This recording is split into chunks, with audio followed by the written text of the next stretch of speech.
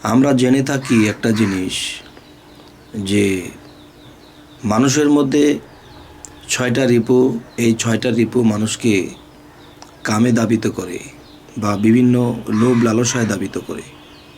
তা তো আছেই, কিন্তু এই কামে দাবিত করে যে সে কে? যেমন একটা মনে করবেন, আপনি আপনার হাতে একটি লোহা আছে। এই লোহাটি যখন একটি জায়গায় স্থির করে আছে, তখন কিন্তু একটি চুম্বক তার পাশে দিয়ে যদি থাকে বা পাশে দিয়ে যায়, তখন কিন্তু সেই লোহাটি নড়ে চড়ে ওঠে।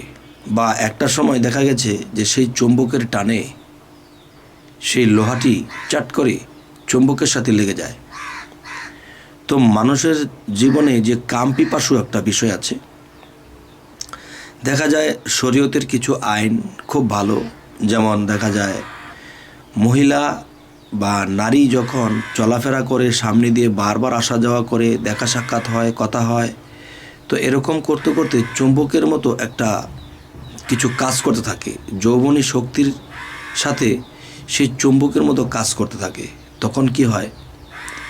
তখন দেখা যায় যে একে অন্যকে আকর্ষণ করতে থাকে। যেমন হয়তো লোহাটা একটা সময়ে লোহাই থাকে না, সেও চুম্বকে পরিণত হয়ে যায়। তো যখন একজন নারী আশপাশ দিয়ে যায়, তখন একটা পুরুষ যদি অনেক বয়স্ক হয়, তবু এক নজর তার দিকে তাকায়। এই যে তাকানো, এটা কিসের টানে? এটা চুম্বকের টানে। আর সেই চুম্বকটি রাটারের মতো কাজ করে মানবদেহে। যেমন দেখবেন একটা কুকুর আমি দেখতেছি রাস্তায়, তো আমি কুকুরটাকে সাইড করে চলে যাব, কিন্তু না, কুকুরটি আস্তে আস্তে ভিড়ে ভিড়ে আমার শরীরের সাথে তার লেজটাকে লাগিয়ে দিয়ে চলে গেল। তাহলে প্রায় লক্ষ্য করবেন যে কুকুর খুব অধিকারীর মতো থাকে এবং তারা নড়েচড়ে কম, এবং মানুষের সাথে একটু ঘষা দিয়ে হলে যারা চলে যাবে, দেখবেন এই জিনিসগুলো লক্ষ্য করে। তবে সে কুকুর কিন্তু মানুষেরই একটা অংশ। সৃষ্টির শুরু থেকে আদমকে যখন সৃষ্টি করছিলেন বা তৈরি করছিলেন, তখন কিন্তু যে শয়তানের থুতু যে জায়গাটিতে পড়েছিল, তখন কিন্তু সেই থুতুটা যখন ফেলে দেওয়া হয়েছিল, তখন সেই মাটিটা যখন বলছিল, তবে মাটিটি বলতে লাগলো যে আমার কি অপরাধ, আমাকে কেন আদমের শরীর থেকে ফেলে দেওয়া হলো? তখন সেই শাস্ত্রগ্রন্থ অনুসারে দেখা যায় সেই মাটিটাকে কুকুর বানিয়ে দিল। তাহলে কুকুর কিন্তু সেই আদমের শরীরের একটা অংশ, আর অংশ বলে সে দেখা যায় মানুষের পাশে পাশেই থাকে। শিয়াল কিন্তু মানুষের পাশে পাশে থাকে না। তো মানুষের পাশে পাশে কুকুর থাকে এবং একটু ঘষা দিয়ে চলে যায়, তার মানে সে আমার অংশ, এটা বোঝানো হলো। যাই হোক, সেটা কথা নয়। আজকের যুক্তি হলো যে একটা নারী লোক যদি পাশে দিয়ে হেঁটে যায়, সে যত বয়স্ক লোকই হোক, দেখবেন তার দিকে একটু তাকানো হয়েছে। কেন তাকানো হয়েছে? যে সেটা চুম্বক আর এটা লোহা। এই লোহাটা কিন্তু চুম্বককে এবং চুম্বক লোহাকে আকর্ষণ করে। তবে হে জগতবাসী, আজকের এই আলোচনাটি একটু অন্যরকম হতে যাচ্ছে। যদি কেউ এই আলোচনাগুলো সুন্দর মনে নেয়, সুন্দর ব্রেনে নেয়, তবে তার উপকার হবে এই জীবনে। হে জগতবাসী, তো এই জন্য একটা জিনিস, যে কোনো মানুষ যদি চায় যে আমার ছেলে মেয়ে বড় হয়েছে, আমি এদেরকে মানুষের মতো মানুষ করব, তারা যেন কোনো নারীর লোভে বা নারীর প্রেমে না পড়ে যায়। একজন মানুষ যখন নারীর দিকে আকর্ষণ হয়ে যায়, তখন তার লেখাপড়া বা তখন তার ভবিষ্যৎ খারাপ হয়ে যায়। কেননা তার অন্তরে যেই জিনিসগুলো ভরত শিক্ষাজনিত, সেখানে তার প্রেম দিয়ে বোঝাই হয়ে গেছে।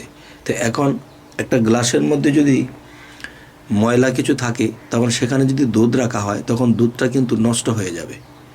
ঠিক মানুষের অন্তরে যখন কোনো নারীর লোভ বা অন্য কোনো লোভ কাজ করে, তখন দেখা যায় সেখানে সে স্থির থাকে না, সেখানে অন্য শিক্ষা বা অন্য কিছু রাখতে পারে না, সেটা নিয়েই বিভোর হয়ে থাকে।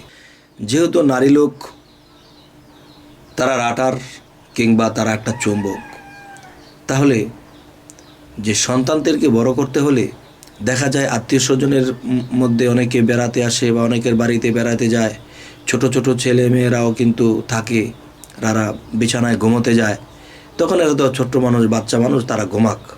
কিন্তু না, এখানে কিন্তু একটা বিশাল কিছু, যে আল্লাহর এই আইন মানতে হবে। যেমন হজরত মুহাম্মদ সাল্লাল্লাহু আলাইহি সাল্লামকে পাঠিয়েছিলেন ওহির মাধ্যমে যে দোস্ত আপনি সেখানে গমন করেন। সেখানে কিন্তু আবু বকর এবং আয়েশা আলাপ করতেছিলেন, খুব নির্জনে বসে আলোচনা করতেছিলেন।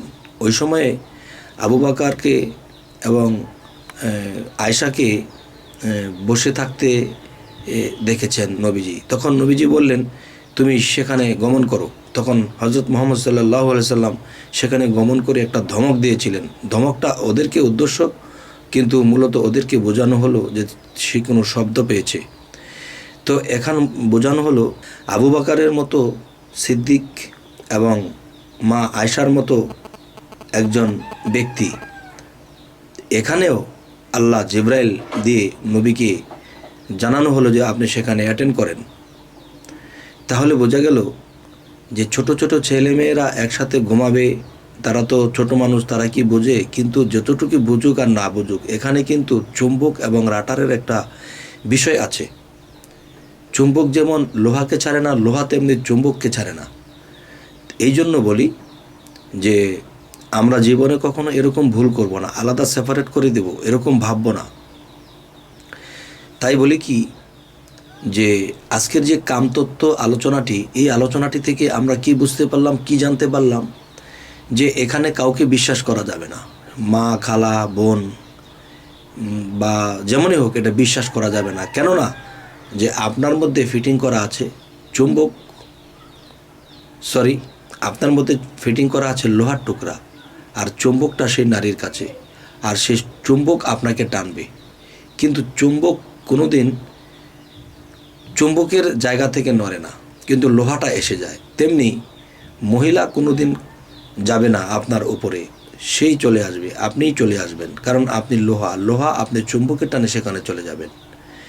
তো এই জন্য সতর্কবাণী এই ইউটিউবের মাধ্যমে দেওয়া হলো। মনে করবেন যে আল্লাহ নবী রাসূলদের মধ্যে ওলিয়া উলিয়াদের মাধ্যমে এই প্রচারটা দিয়ে থাকে, মানুষ যেন বুঝতে পারে, জানতে পারে। তেমনি এই ইউটিউবটা আমরা একটা মাধ্যম করেছি যেন এর মাধ্যমে মানুষ এই জিনিসগুলো জানতে পারে, মানতে পারে, বুঝতে পারে। তবে হে জগতবাসী, যে মানব দেহের মধ্যে নারী বাস করে, মানব দেহের ভিতরে যে নারী বাস করে, সেই নারীটা কিন্তু কামিনী। আর সেই কামিনী কে?